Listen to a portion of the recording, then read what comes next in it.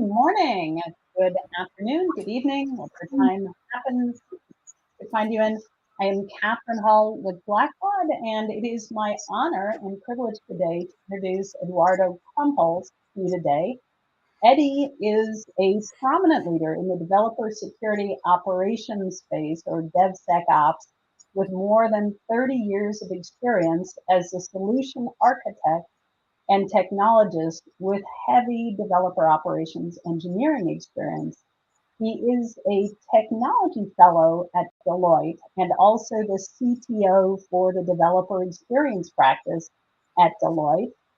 Adding to his responsibilities, chief architect for developer experience containerization and security accelerators. As just a word of background, Deloitte recognizes very few of their employees globally as technology fellows.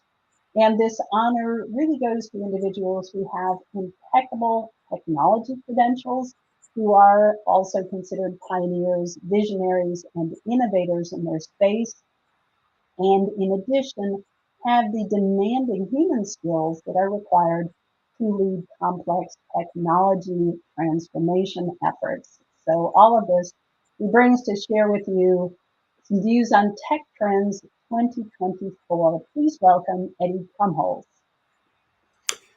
Thank you very much, Kathryn. That's a really great introduction. Thank you so much. So thank you so much also for the invitation to talk today, represent Deloitte and talk about the tech trends for 2024. This tech trends thing we have been doing for quite some time. What you will see, what I will share with you is really a compilation of a lot of input that we receive from thousands of clients around the world. So if you see this first slide, even I will explain the cover.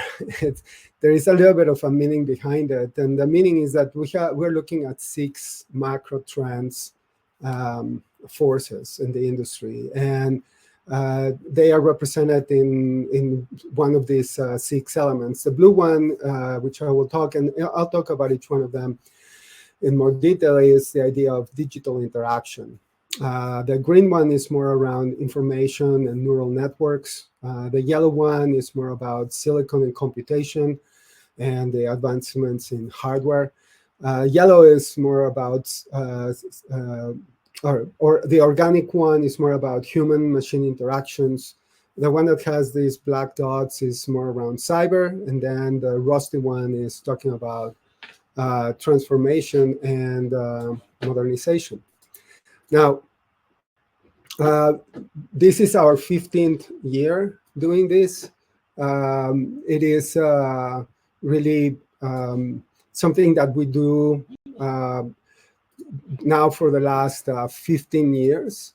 The important thing about it is that we look at these trends and not necessarily focus on shiny objects, but things that we know is going to become ways of working for during the next 18 to 24 months. So we talk with organizations that are at the forefront of technology. We get feedback from client executives on their current and future priorities. We look at their perspectives, and we also talk with industry analysts and academia. So we look at the overall investment priorities for venture capitalists and technology vendors, as well as for industry at large. Now, the other thing is about this is the way that we look at macro trends or technology forces. We'll divide this in two layers. One is what we call grounding forces. Those are the things that continue to kind of make the organization to continue to work. These are always the same 6 buckets that we use every year, but each one of them, the grounding forces and the elevating forces, are as important to each other, right? There is not one that is more important than the other, they kind of add some balance. So on the green side, the grounding forces, we talk about people, process, the finance side of technology, this idea of culture is strategy for breakfast, right? Is making sure that we also take account of the organizational change management kind of the world. And looking at things like legacy apps and things like that. The blue one, the ones that are on top, is more what we will call eyes on the sky, right? The more like a la carte elements that organizations pay attention to. So you will see on the bottom, ground transformation is all about business technology, cyber and trust, and the core modernization side of things, right? On the top side, you have the elevating forces, the look up to the sky, where we are looking at the idea of computation, information, and interaction. And these, each one of them enable, whether it's simplicity, intelligence, or abundance, right? On the computational side, for example, you see the idea of cloud, which continues to expand, and organizations are really getting closer and closer to deploying more and more applications there, all the way to specialized computing, depending on the type of organization that you're talking to. The idea of intelligence, of course, is a thing we are seeing a lot on the Gen AI side of things, but this goes back to even the old data analytics and the more nascent machine learning. But then we're talking more about exponential technology, and I'll talk a little bit about that. And lastly, you have the idea of digital engagement, the idea of how do you interact with digital assets and the merging of physical assets with digital assets. How do you create digital twins? How do you enable your physical world to coalesce or interact with your digital world? Now, I will switch quickly to the next slide. This is a very big picture of what we have seen in the space, right? When we talk about technology, we have been doing this now for 15 years, and I think the important part of this is that we look at trends, and you see on the left all this look up the sky, and then on the right all these grounding forces, and you can look at how each one of these have, I guess, evolved during the last couple of years, right? Here you see a view from 2015 all the way to 2024. And you can look at examples, right, on the interfaces side, on the interaction side of the fence, right? We started with ambient computing and dimensional marketing, but then quickly you got into AR and VR, and now we're looking at through the glass interfaces, where you are able to interact with your devices a little bit more. We have this information side where we started with applied intelligence. And by the way, this is the very old technology, right? When it talks about artificial intelligence, machine learning, that has been around for quite some time. But lately, there is an exponential growth, an explosion when it comes to AI. And now we're calling like Jenny out of the bottle, right? And I'll talk a little bit about each one of them in more detail. But I encourage you to download the tech trend and analyze this a little bit more detail, because I think that you will be able to see quite a bit of information there that is worthwhile talking about. So before I jump into the next slide, this feels different than most reports, and a lot of it is going to be because of this Gen AI, and I wanted to tackle this a little bit more. This is not really a technology revolution; it's more like a technology evolution. Like I mentioned, it has been around for some time. In fact, it has been around since 1956, and when we have robotics has been around for 75 years, and data analytics has been around for decades, right? So the trick is how executive content is and creativity now is more at play with the incredible amount of hardware and infrastructure that is available. One of the lessons learned, and I will talk a little bit more about it, is that you cannot shrink your way to success. You may be able to short-term this to a headcount gain when it talks about enabling AI, but not in the long term. We see AI as an AI with kind of a thing, meaning we do things with AI rather than replacing and AI replacing anything. And what we believe is that growth will come from that enablement of people with AI and not with less people, which is important. So still humans are key, and more important in the age of what we will call creative machines, right? And because Gen AI requires generative human content, right? That's why you will still see garbage in, garbage out when it comes to AI. I'll talk a little bit more about it. Now, the first thing that I want to talk is now where I'm going to go into each one of these trends. The first one I'm going to be talking about is the idea of interfaces in new places. So in this case, we're talking about spatial computing and the industrial metaverse. In this case, we are looking at things like Oculus 2 and how VR has been around for a while, but now is moving from tech to toy to more of a tool for professionals and industry to that have like hands-on job kind of things. So, for example, we look at it in warehouses and rig operations, for surgeons, for doctors, and I'll give an example here. I'm actually going to present a couple of examples. So the first one is really about Stanford Medicine, where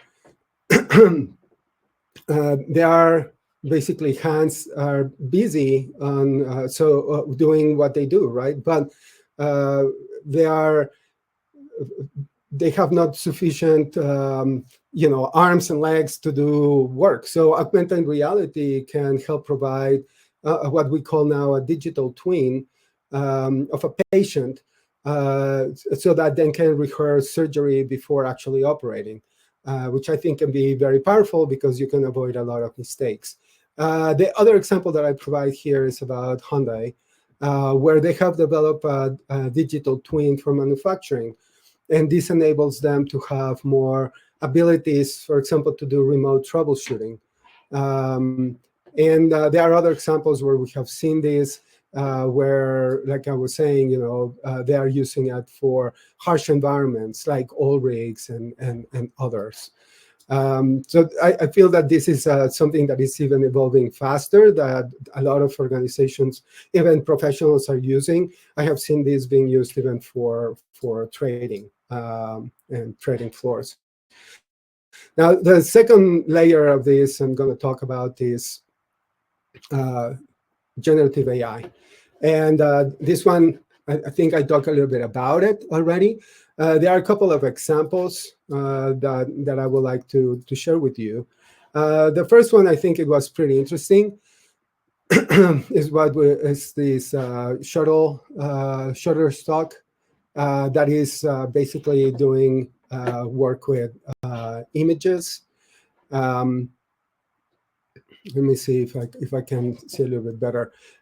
So instead of having a lot of other image generators, so artists get paid when their work is used to train models, and when a user licenses an image generated on the platform. In other words, Shutterstock is allowing artists and other content creators to use AI, but then use that platform to license their own thing. And another example is Eastman Kodak.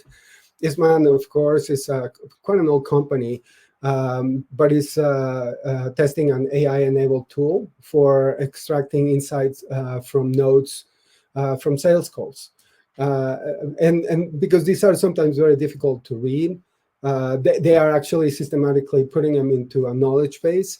And with generative AI, they can unlock more insights for their clients, and generate more sales. The other part of the technology trend is what we call now work smarter, not harder.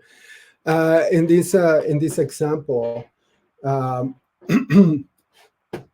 what is happening is that the computational side of thing is really getting smarter, right? So it's beyond brute force computing. So we see more thoughtfulness on how investments in compute are taking place. And this is important because I'm sure many of you remember this idea of Moore's law.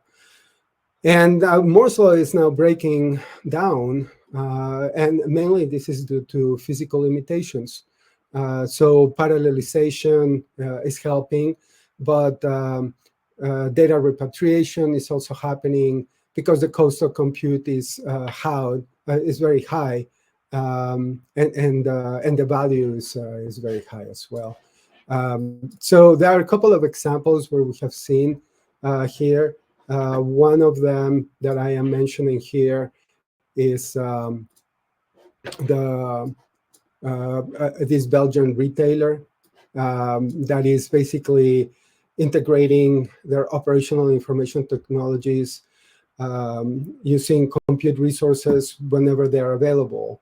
So this is the idea of scalable computing. You use what you need whenever you need it, instead of paying for infrastructure 24/7.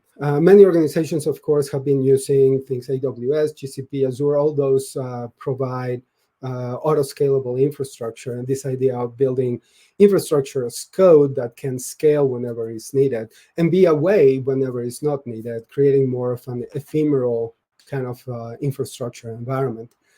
The second example here that I brought is from the government side, the state of Utah. So they are migrating applications from COBOL to Java. We see not only them, but I have seen a lot of organizations that are migrating from their mainframes into the cloud, and into more modern software engineering platforms, which allow them to streamline the performance, lower the licensing, and frankly also lowering the risk, because the ability to find competent COBOL developers is decreasing, right, with time. People like me that started doing COBOL 30 years ago are more difficult to find.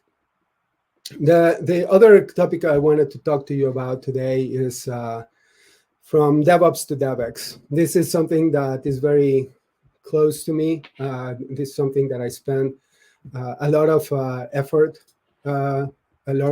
with. And I think that many of you have probably heard of DevOps before.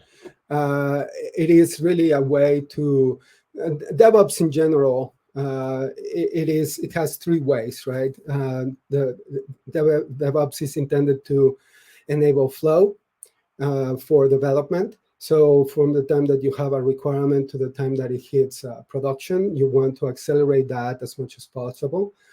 The second way of DevOps is what we call enabling feedback. And some of you may have heard saying shifting left. So you move the troubleshooting as close to the developer as possible. And the other one is to enable innovation. Now, what happens with DevOps now is that you are moving to more of a developer experience practice. DevX is more around enabling productivity for the developers. And it's not only for the developer itself, it's for the development personas that are around the developer as well. So that includes things like product owners, it includes risk and compliance officers, it involves your DevSecOps engineers, it involves your operators. So each persona has a role in this developer experience world. And the intent is to avoid more friction and try to create more journeys for each persona that enables these capabilities to come faster to their day-to-day work. So as an example, right, you may have a developer who comes to work, right? The first thing that they do is they will go to their computer, they will turn on their IDE, whatever they use for software development, and they are going to be receiving something saying, hey, Eddy, I want you to work on these 3 tickets. They may come from Jira, something like that, right?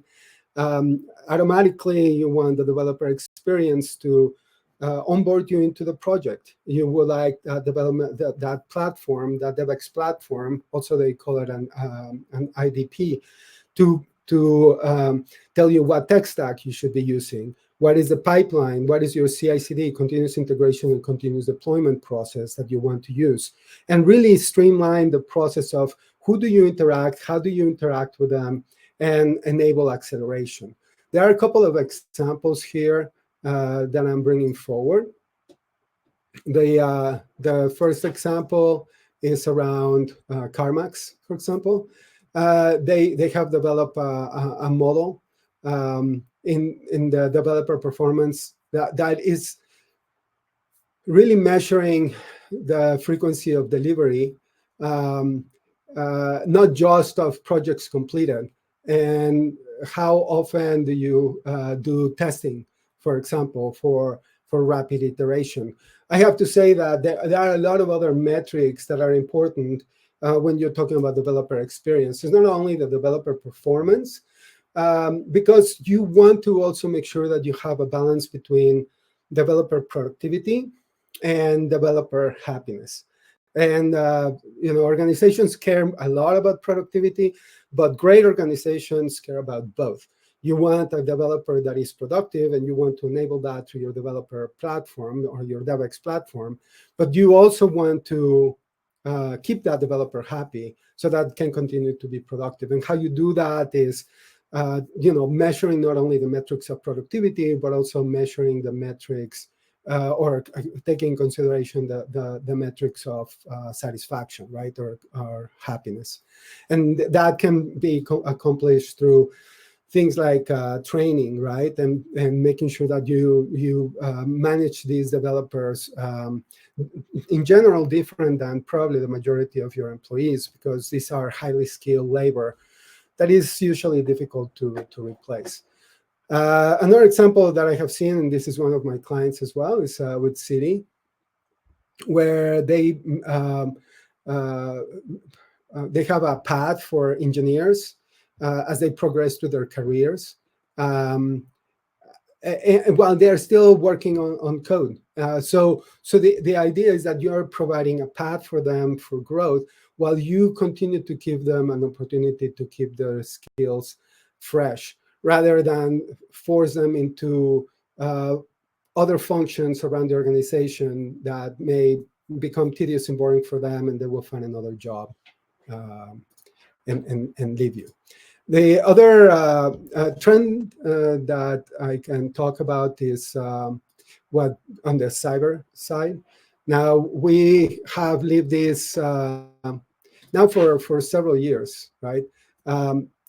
Defending or cyber has been really at the forefront for now decades, right? I remember back in 1986, I used to meet on malls, what we used to call the 2600 Club, which was basically a group of ethical hackers that we were looking at the trends around technology and how people were doing things like phishing and really trying to hack into organizations and things like that. That has become even a bigger problem, and AI has not helped. Now, there is a lot easier to impersonate people. You have seen it even in the media with things like deep fakes. So it's very easy to deceive organizations. It has been even easy to to really lie to even to the public, right? It is something that we have lived closely even from several years ago. So there are a couple of things that I think are interesting that the organizations are looking at, which is really finding ways for enterprises to defend against these social engineering hacks. And this is also going to be an ongoing cat and mouse battle, right? It is the black hats against the white hats.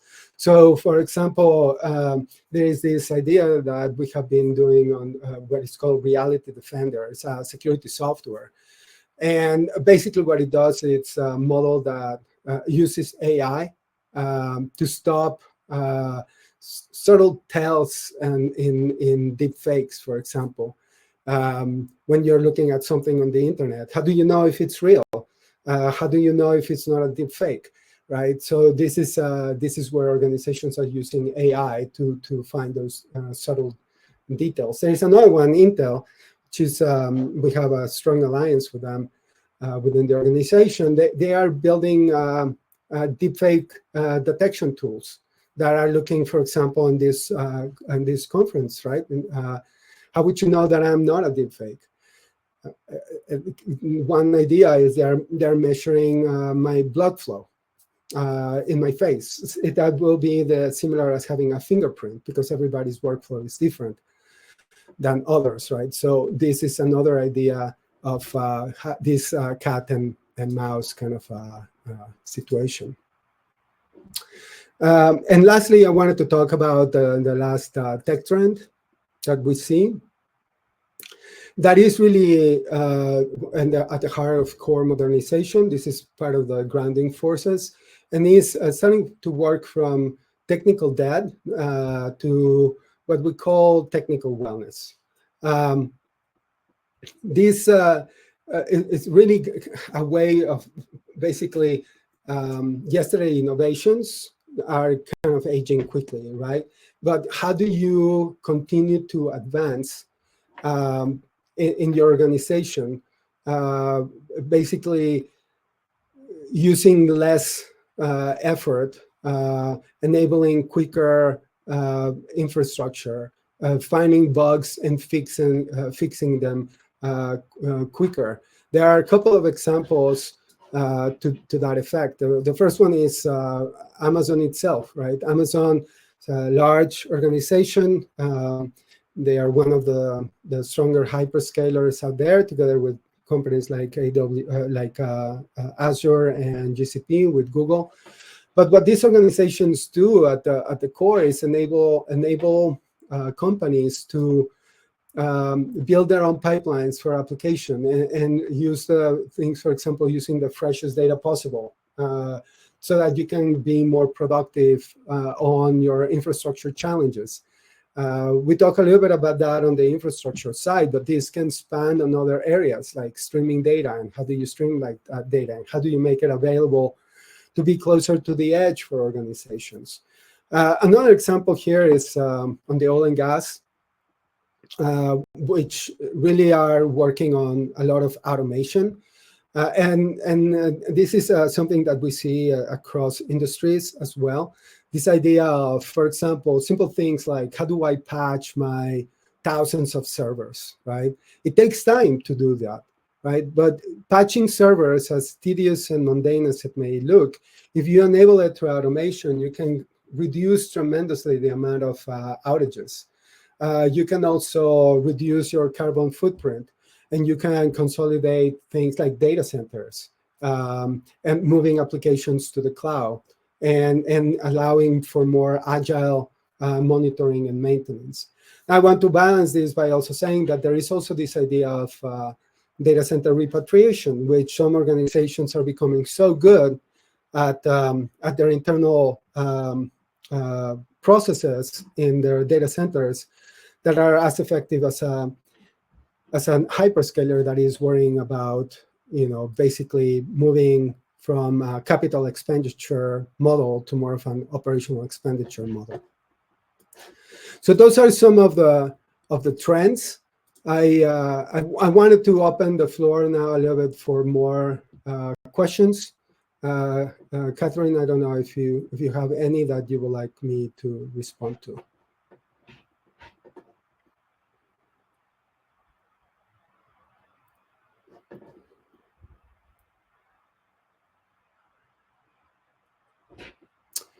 Let me see questions here.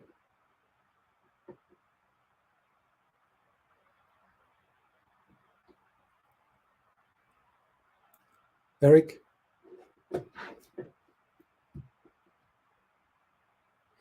So question on the floor is, how does this apply to nonprofit sector?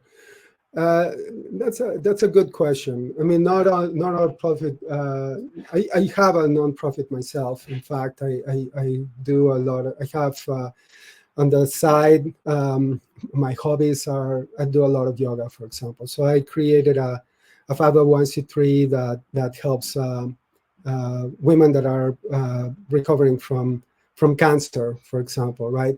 And a lot of these technologies are very useful. For example, the idea of going to low-code solutions and modernization on tech stacks, the ability to reduce your to change from your operating model from a project to a product is a very important trend.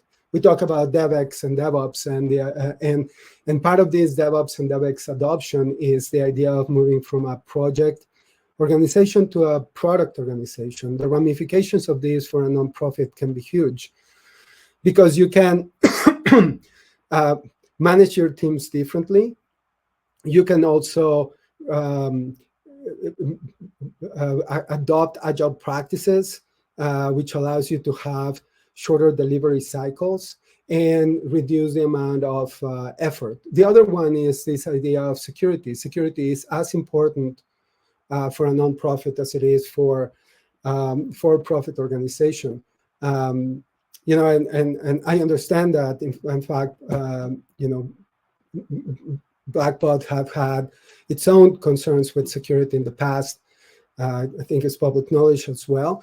And as a nonprofit, I think it is very important to be constantly on guard, be constantly in the lookout, never take for granted that you are safe. Security is what I mentioned before, a cat and mouse kind of a game. So looking at those new technologies that allow you to create a stronger defense against potential hackers. And that includes, by the way, not only external hackers, but also internal hackers, right? Or internal threats. And that can be not only because of malicious intent, but it can be simply because of education and a way to protect. So cyber is still a very, very good, very important thing. Let me see another question. Okay, ethical AI. I love that topic. I think that if you look at the trends out there in the industry, 80% of projects that include AI in the industry have failed lately. And the main reason is really divided in two, but it's all comes to one word: trust. Most projects in AI fail because either employees do not trust what the AI engine is giving them, because the data, they do not know where the data is or where it comes from. And the other one is they do not trust the algorithm that exploits the large language model. And this is where ethical AI takes a big place, because it takes into account natural human trends, human traits, such as bias. So this idea of ethical AI is looking at how do you enable large language model and the algorithms that exploits them in an ethical way, in a way that it doesn't include, bias. How do you check on them? It also takes into account, civil rights. It involves, it takes into account freedom of expression, but it also takes into account protecting protecting the individuals, not only one individuals, all individuals, right? And that's, I think, where AI is right now. It is very powerful, but it is in this space where it needs to continue to advance and mature towards what we will call general AI, which that will be in the future, I am sure. Other questions?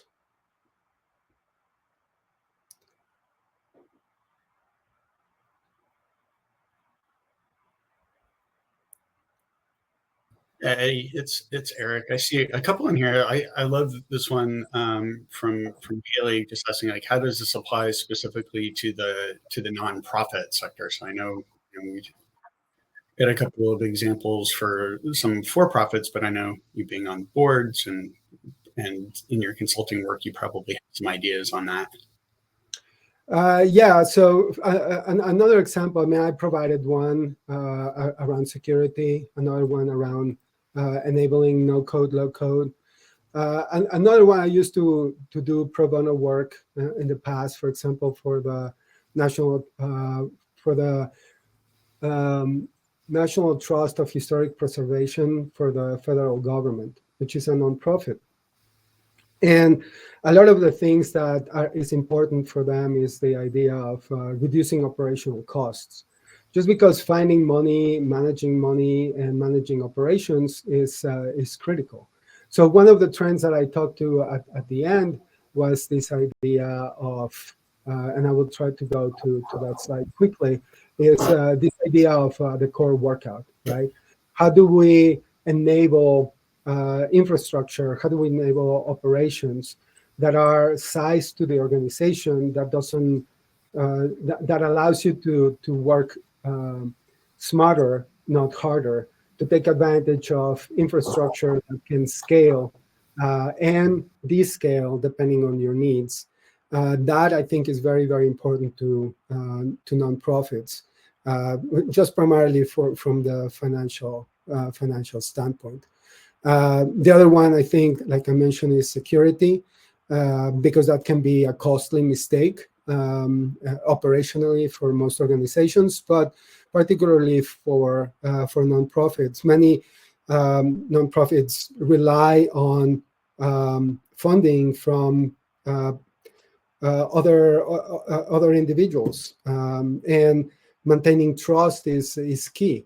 The only way that you can maintain trust is by, one, showing a strong security posture. The other one is by showing that operationally you are sound and that you're using your funds adequately. So I think a lot of these trends that I mentioned are very applicable to nonprofit organizations as well. Awesome. Another question in here, and this gets to kind of like one of the big issues that we're grappling with in our community is data protection, specifically donor data protection, PII. We've seen that just not in nonprofits, but across the industry. And how do you see organizations deal with shifting their technical debt in ways that help protect that PII data in better ways? Is your question how do organizations? Or maybe the question is, what are you seeing in terms of trends for organizations implementing measures to better protect PII? Yeah, I mean, one of them is the adoption of technology to do that. One of, for example, increased use of encryption. The other one is the adoption of things like multi-factor authentication. The other one that I think is very useful is the adoption of data masking, which involves things like obscuring sensitive information within your database so that can be used in testing or other things. One that I have seen is the idea of implementing what is called zero trust security models. So this model basically assumes that no users or devices can be trusted by default. So it requires very strict identity verification for every person or device that tries to access it. The use of AI and machine learning, they are now being used to detect unusual behavior and anomalies. So you can use anomaly detection for data breaches or cyber attacks. This is not as new, but it's still useful, what they used to call security information and event management, or SIEM, which basically also is used to aggregate and analyze activity from multiple resources across your organization and infrastructure, so then they can provide real-time analysis on your security alerts. The other one is, from the start, really creating what is called privacy by design, which is integrating data privacy into the design of projects and system architectures from the onset. So this is becoming a more common approach due to regulations, for example, such as the General Data Protection Regulation Act, or GDPR. Another three that I can think of here is one, data loss prevention policies, which allows you to monitor and control endpoint activities, filter data streams on corporate networks, and monitor cloud and others. Cloud in itself has a lot of, or what they call cloud data protection, that allows you to move data from the cloud and to the cloud. And there are some new measures, for example, that is Cloud Access Security Brokers, or CASBs, which mediate access to cloud services. And last but not least is really the implementation of regulatory compliance, such as GDPR, CCPA, or HIPAA. And organizations are spending a lot of money in these compliance management solutions so that they can ensure that they meet those requirements. So those are a couple of ideas around that. Thanks, Eddy. I see we have some more interesting questions, but we're also super short on time. So yep. Thank you. And I'm going to pass it over to Kathryn to bring us home. All right. Thank you so much, Eddy. I wish we had a little bit more time to get to some more of the questions. But I appreciate your appearing today to address the group.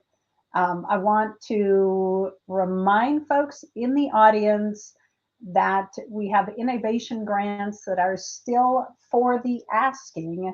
So the innovation grants that we've been talking about throughout the conference give you time with a developer to develop an idea that you submit to us in your grant proposal. Right now, you have a very good chance of getting one if you apply for one. We have extended the timeline for it until 5 o'clock today. So take a couple minutes, just record a quick pitch for an innovation grant idea. And we really look forward to hopefully granting your wish. So, I see, Eddy, we have another minute. I'm really interested in knowing, in that limited amount of time, your thoughts on balancing the desire of nonprofits to gather as much information as possible, but balancing that with the risk of having too much information and the possibility of a breach or compromising that data. Yeah, I think that the use of technology, I will say that the amount of data that will be flowing our way will never go down. It's always going to increase. If you see now the data that we're receiving and what is going to be in the future, it's going to be tenfold. And that's simply because we have more channels that data comes in, right? So really the implementation of technology to managing data is very important. You can use AI. That is a very a significant thing that is coming. I think simple machine learning algorithms that can allow you to do that is also very important, because you can, through that, you can say, okay, in my organization, not everybody needs all the data.